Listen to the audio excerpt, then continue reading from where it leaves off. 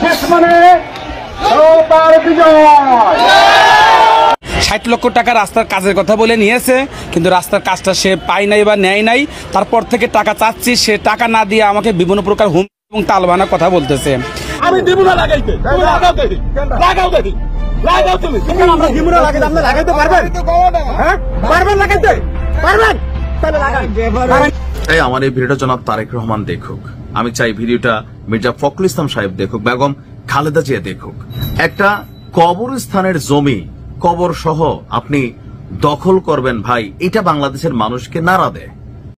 আসসালামু আলাইকুম রহমতুল্লাহি ওয়া বারাকাতুহু। সম্মানিত দর্শক, দেশের পরিস্থিতি বিএনপি কতটা জঘন্য করেছে সেটি না দেখলে বোঝা যাবে না। একটি কবরস্থানের জমি সেটাকেও দখল করার জন্য মরিয়া হয়ে উঠেছে বিএনপির এই নেতাকর্মীরা। শুধু তাই নয়, অন্যান্য রাজনৈতিক সংগঠনদের ব্যানার ফেস্টুন কোনো কিছুই টানাতে দিচ্ছে না, শুধুমাত্র নিজেদের ব্যানার ফেস্টুন টানানোর জন্য সর্বোচ্চ চেষ্টা করে যাচ্ছে। তাই নয়, 60 লক্ষ টাকা পর্যন্ত একজনের কাছ থেকে চাঁদা দাবি করে নিয়েছে নমিনেশন পাওয়ার সাথে সাথেই।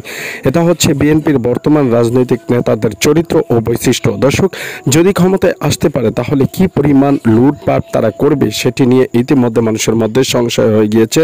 তাই বিএনপির রাজনীতি এখন সবচেয়ে তলানির দেশে। তারেক রহমান কি পারবে তার বাবার সেই আদর্শকে ধরে রাখতে? বিস্তারিত দেখুন আজকের ভিডিওর লাইভ টক শোতে। চাই আমার এই ভিডিওটা জনাব তারেক রহমান দেখুক, আমি চাই ভিডিওটা মির্জা ফখরুল ইসলাম সাহেব দেখুক, বেগম খালেদা জিয়া দেখুক। যে এরকম জাকিরের মতন 2-4টা কর্মী যদি বাংলাদেশে আপনাদের জীবিত থাকে, আগামী নির্বাচনে আপনাদেরকে ফেল করাইতে আর আলাদা কোনো শক্তির প্রয়োজন হবে না। এদেরকে শুধুমাত্র বহিষ্কার না, এদের বিরুদ্ধে আইনানুগ ব্যবস্থা আপনারা নেবেন। কেন? অন্য কিছু যাই হোক, লুটপাট চাঁদাবাজি মানুষ এক ধরনের মাইনা নিছে, কিন্তু একটা কবরস্থানের জমি কবর সহ আপনি দখল করবেন ভাই, এটা বাংলাদেশের মানুষকে নাড়া দেয়। মুসলিম হিসেবে প্রত্যেককে নাড়া দেয় যে খাইতে খাইতে কি কবরস্থান বাকি। তো এই ধরনের নিউজগুলা করলে আমরা যখন যেই দলের বিরুদ্ধে, যে নেতার বিরুদ্ধে এই নিউজটা হয়, তারা আমার উপর গোসা হন। আওয়ামী লীগও হইতো এরকম অনেক নিউজ করার কারণে। কিন্তু দিন শেষে যে নসিহতগুলা করি এগুলো আপনাদের জন্য কল্যাণকর। এটাকে সমালোচনা দেখবেন না, দলের বিরুদ্ধে প্রচারণা দেখবেন না। আপনি একজন মুসলমান। একদিকে আমরা যখন দেখছি জনাব তারেক রহমান বা বিএনপির ঊর্ধ্বতন যারা নেতারা আছেন, দিনরাত মানুষের কাছে আপনার নিজেদের গ্রহণযোগ্যতা 31 দফা ঘরে ঘরে পৌঁছানোর কথা বলছেন, আর অপরদিকে এই বরিশালের বাকিরগঞ্জ উপজেলার মকিমাবাদ গ্রামের চরাদি ইউনিয়ন বিএনপির যিনি সাধারণ সম্পাদক আছেন জাকির হোসেন, যেই ব্যক্তি আছেন তার মতন ব্যক্তি দলটারে খাইয়ে দিবে। করছে কি দেখেন, ডাকুয়া পুরনো কবরস্থানের, মানে জাকির হোসেন ডাকুয়া মনে তার নাম, তার এলাকার একটা কবরস্থানের জমি দখল করে ফেলেছেন। অভিযোগ তার প্রতি। সম্পত্তি জবরদখলের হাত থেকে বাঁচাতে জেলা প্রশাসন সহ সবার সহযোগিতা কামনা করেছেন জমির মালিক রুস্তুম আলী হাওলাদার। এরপরই প্রতিবাদকারীদের বিরুদ্ধে আবার মিথ্যা মামলা দায়ের সহ দেখে নেওয়ার হুমকির ঘটনায় রুস্তুম আলী হাওলাদারের ছেলে কবির হাওলাদার পালিয়ে বেড়াচ্ছেন। মানে এই যে ক্ষমতা, আওয়ামী লীগের দেখে এখন আপনাদের শিক্ষা হয় নাই, একটু শিক্ষা কিন্তু হওয়া দরকার। এই ঘটনায় রুস্তুম আলী হাওলাদার বরিশালের বিজ্ঞ বাকেরগঞ্জ সহকারী জেলা জজ আদালতে দেওয়ানি মোকদ্দমা দায়ের করেছেন। মামলা এবং অভিযোগ সূত্র বলছে, উপজেলার চরাদি ইউনিয়নের রুস্তুম আলী হাওলাদার 2021 সালে তার স্ত্রী ফরিদা বেগমের নামে নিজ বাড়ির সামনে 94 নং মকিমাবাদ মৌজার 137 নং খতিয়ানে ললিত ব্যাপারীর কাছ থেকে 12% জমি কিনেন। তারও 25-30 বছর আগে ফারুক হাওলাদারের কাছ থেকে একই দাগে 22% জমি ক্রয় করে পুকুর খনন করে চারপাশে বৃক্ষরোপণ করেন, ভোগ দখল করেন। ওই জমির পাশে তাদের পারিবারিক কবরস্থানে তার পিতামাতা 2 নাতিকে দাফন করা হয়েছে। কবির হোসেন হাওলাদার বলছেন, তাদের পুরনো কবরস্থান সহ 32% জমিকে জবরদখলে উঠে পড়ে লেগেছে ভূমিদস্যু হিসেবে পরিচিত চরাদি ইউনিয়ন বিএনপির সাধারণ সম্পাদক অ্যাডভোকেট জাকির ডাকুয়া। ভাই, আপনি তো একজন আইনের লোক, আপনার বিরুদ্ধে যে অভিযোগটা নিশ্চয়ই এটা আপনি দেখবেন, কিন্তু আপনার বিরুদ্ধে অভিযোগটা আসা মানেই এটা কিন্তু আসলে এক ধরনের নেগেটিভিটি তৈরি করা হচ্ছে। আমি আশ্চর্য হয়েছি, আমি ভাবছি যে অশিক্ষিত কোনো লোক হইতে পারে। এখন আপনি তো একজন অ্যাডভোকেট জাকির ডাকুয়া। গত কয়েকদিন আগে বিএনপি নেতা জাকির ডাকুয়ার নির্দেশে তার লোকজন 20-25 জনের একটি চক্র জমিতে রোপণকৃত গাছপালা কেটে কবরস্থানে সাইনবোর্ড ঝুলিয়ে আশপাশের জমি দখলের সঙ্গে কবরস্থানটিও দখল নিতে প্রচেষ্টা চালায়।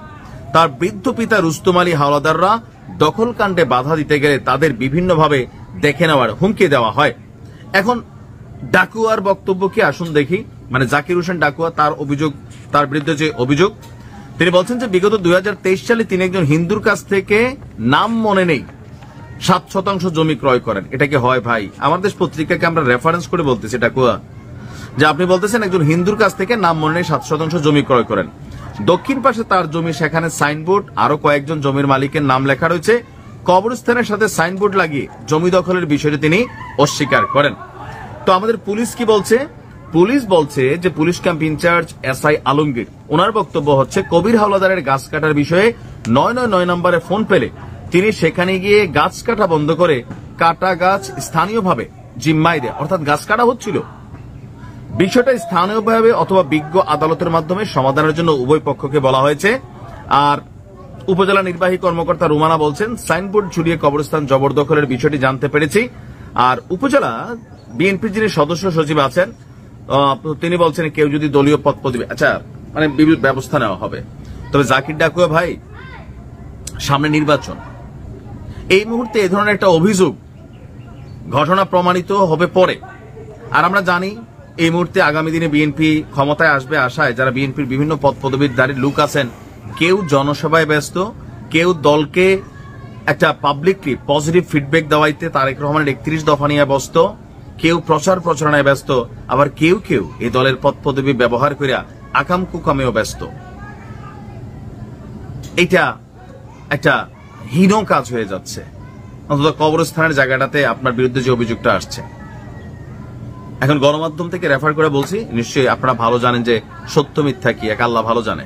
ভালো থাকুন। নাম মোহাম্মদ আমিরুল ইসলাম খান, রাজশাহী বিভাগীয় সহ সাংগঠনিক সম্পাদক, সিরাজগঞ্জ 5 থেকে প্রাথমিক পর্যায়ে সে নমিনেশন প্রাপ্ত।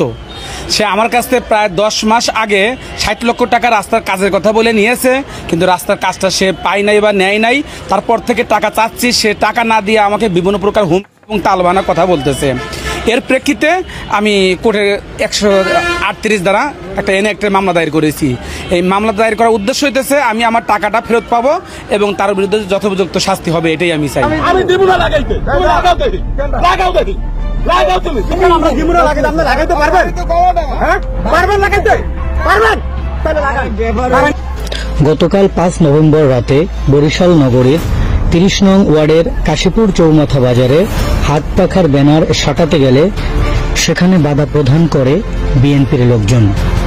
ইসলামী আন্দোলন বাংলাদেশ 30 নং ওয়ার্ডের সভাপতি আলহাজ দেলোয়ার হোসেন যখন তার নেতাকর্মী সহ ব্যানার নিয়ে ফাঁকা স্থানে লাগাতে যাবেন, তখনই বিএনপির কয়েকজন কর্মী এসে বাধা প্রদান করে এবং তারা বলে, আমরা আগে থেকে মনে মনে সিদ্ধান্ত নিয়েছি এখানে আমরা একটি অফিস করব, অথচ বাজারে তাদের 2টি অফিস আছে।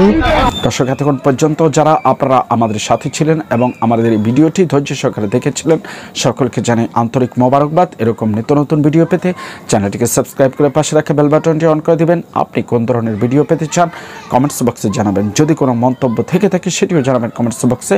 আজকের মতো এখানে বিদায় নিচ্ছি, দেখা হবে অন্য কোনো ভিডিওতে। ততক্ষণ পর্যন্ত সকলেই ভালো থাকুন, সকলের সুস্বাস্থ্য কামনা করছি।